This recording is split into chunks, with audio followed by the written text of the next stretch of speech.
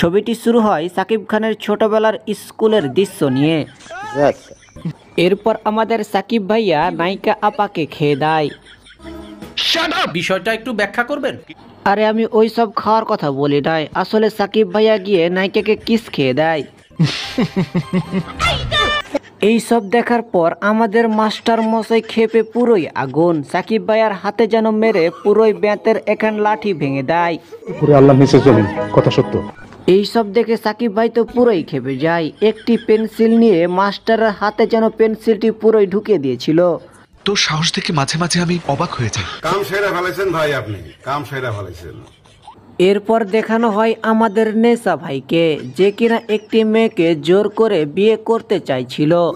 Sir ও যা বলছে সব মিথ্যা কথা। মেয়েটি কিন্তু নেশা ভাইকে বিয়ে করতে রাজি হয় না। এসব দেখে যেন পুরোই রেগে গিয়েছিল নেশা ভাই। এরপর মেয়েটিকে ডান্ডা মেরে যেন পুরোই ঠান্ডা করে দিয়েছিল।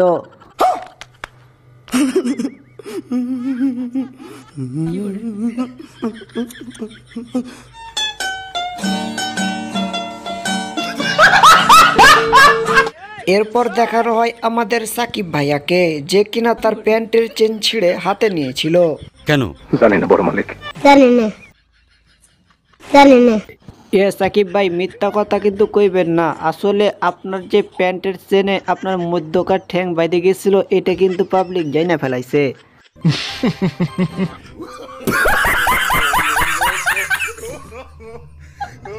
জীবনে আর কি করমু ভাই, সাকিব খানের গোপন কথা কইছি দেখে সাকিব খান তো আমারে মারার জন্য পুরোই আগুন।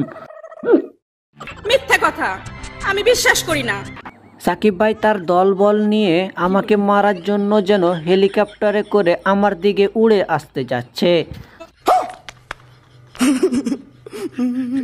তো দর্শক বন্ধুরা, তোমাদেরকে সত্যি কথা বলতে গিয়ে যেন এই দিকে আমি ফেঁসে গিয়েছি।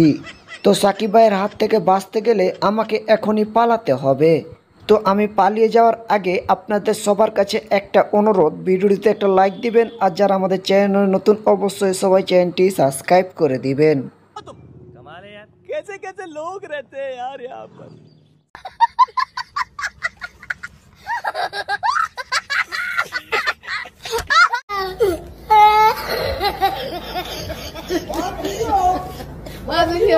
Oh my God.